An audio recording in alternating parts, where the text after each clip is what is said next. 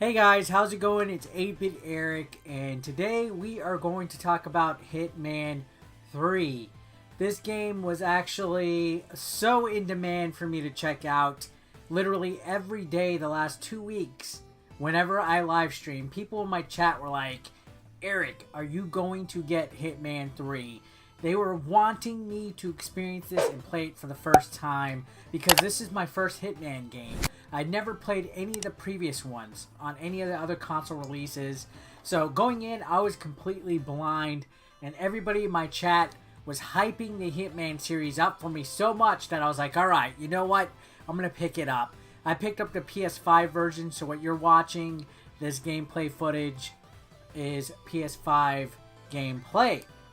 So what is Hitman all about? Well, you play as the badass Agent 47, who's like a big buff bald dude who defeats his targets, annihilates his targets by any means necessary. He's like a Terminator. He's a one-man killing machine. So in Hitman 3, you have a variety of different missions that feature an open-ended style of gameplay. So I didn't know this going in. I didn't know that when you begin a level, you're given a task, and from there, you could choose which way you want to go. You could go in guns blazing and cause a ruckus and just kill everybody with whatever weapon you can find, or you can meticulously take your time, scout the area, explore, see where your targets are at, see what kind of security they have or what kind of protocols are around the place so you can get them quietly and stealthily. So I was impressed. I didn't know that there was such an open element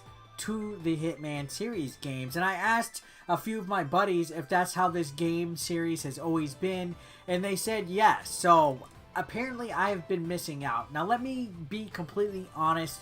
At first I was a bit overwhelmed as far as the openness goes. In fact, I felt it was a little too difficult and challenging at times. On the first mission of this game, I was like, what the heck am I supposed to do? Why do I get, caught? Why do I keep getting seen? And I just could not get past the first area, which takes place in the United Arab Emirates, which like at Dubai, on top of like the huge skyscraper tower where there's like a party going on. It wasn't until I really sat down and took the time to learn the gameplay mechanics in the tutorial. Believe it or not, lots of times I'm guilty of it.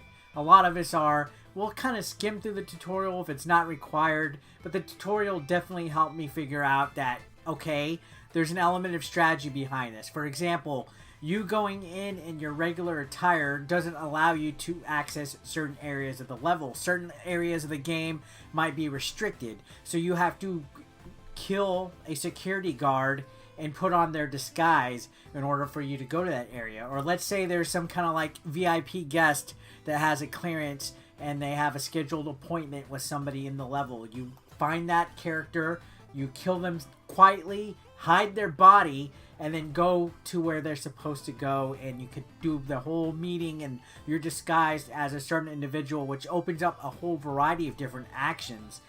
I also learned as you progress through the levels, you'll find new tasks and challenges that just pop up. There's literally hundreds of different ways to do a mission.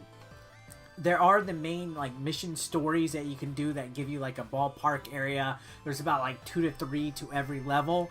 But as you progress, as you complete the levels and stuff, new starting points actually open up in the levels for you to go back and replay. There's several challenges per stage that you can find, and there's a variety of different ways. Some of these have you killing these targets by poisoning them. There'll be like some kind of like way that they'll drink something or eat something, or you could find them at a certain edge of a rail at some point in the stage and you could shove them. You could even set up like an explosive golf ball and it'll explode if they go to the golf putt and stuff.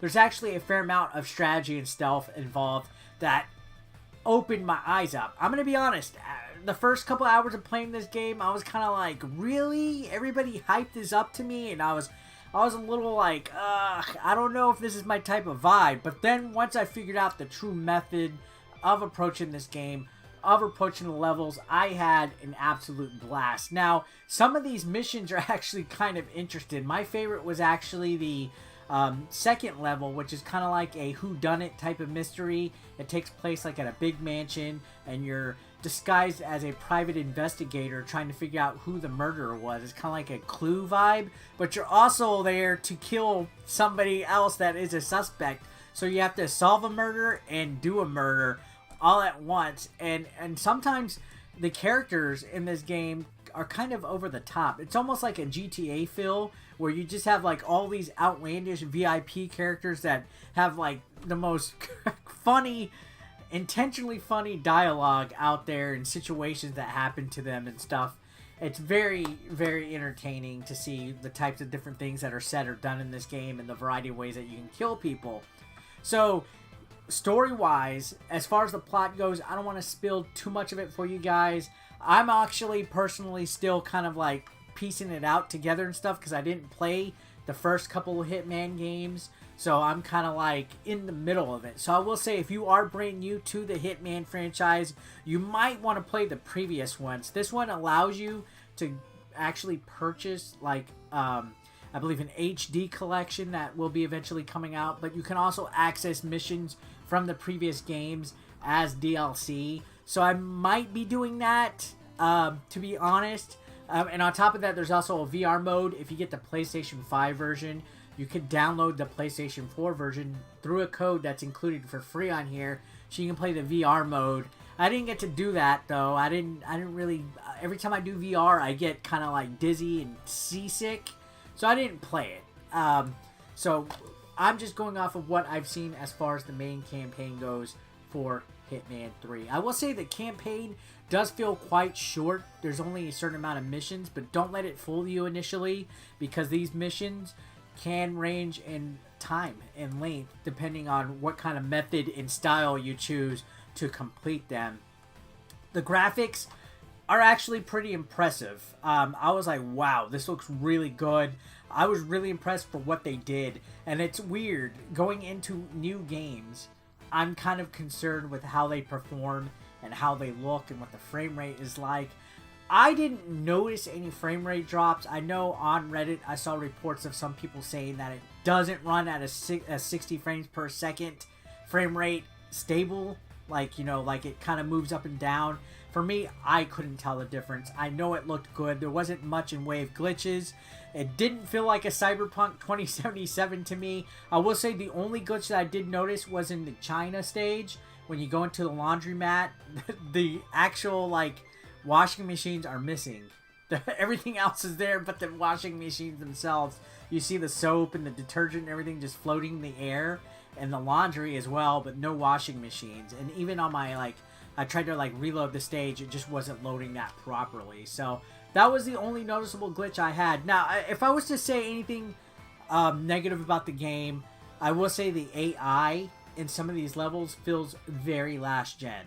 So this game looks awesome. The gameplay mechanics are a lot of fun. The idea of having an open-ended type of, like, environment to do certain missions and stuff is neat. But lots of times, the AI kind of makes it feel cheap. That's the only part of the game that I would definitely have a problem with, because these AIs, sometimes you'll be standing right in front of them and murder somebody and they won't even notice you. Or if you're far away, they suddenly will notice you. Like, the game isn't consistent enough. I've had AI pop in front of me when there was literally nobody there. I've had AI shoot me through doors and walls and hear me and see me do stuff and detect me when I was nowhere close to anybody. But I've also had AI ignore me when I literally have choked somebody in front of them. So it is a little spotty. It still feels a little randomized, which is something that we've seen on a lot of last gen and previous gen games that I wish was fixed a little bit. But on top of that, it does feel like a lot of fun. Playing with the PlayStation 5 DualSense controller, you can feel some use of the adaptive triggers. It's not too intrusive. It's just right. I had a lot of fun with it. So I think it is worth a look, guys, if y'all not had it. This is also on Xbox. And it's also on Nintendo Switch, but in cloud version format only. There's no physical version for the Nintendo Switch. I picked up the PlayStation 5 version because I felt like I was getting a little too Xbox heavy. and people were starting to give me crap about it. Either way, it is a great fun game. I think you should definitely check it out. I need to go play the other Hitman games. Thanks a lot, guys, for watching, as always. Subscribe if you haven't, and I'll see you guys on the next one. Thanks a lot for watching. Peace out. Consider supporting 8-Bit Eric on Patreon for just $1 a month. Link below in the description. You want to become part of the hashtag 8BE Nation, guys? Well, be sure to pick up your official merch, now available online. Link is below in the description. We got classic t-shirts, tank tops, hoodies, and even women's apparel. Don't forget, pick up your official merch now. And while you're at it, guys, feel free to watch the next video, or why don't you catch up on one that you might have previously missed. Thanks again, guys, for all the support. I couldn't do this without you. You guys are amazing, and don't forget to subscribe and click that like button if you are brand new. Thanks again, guys. Peace out.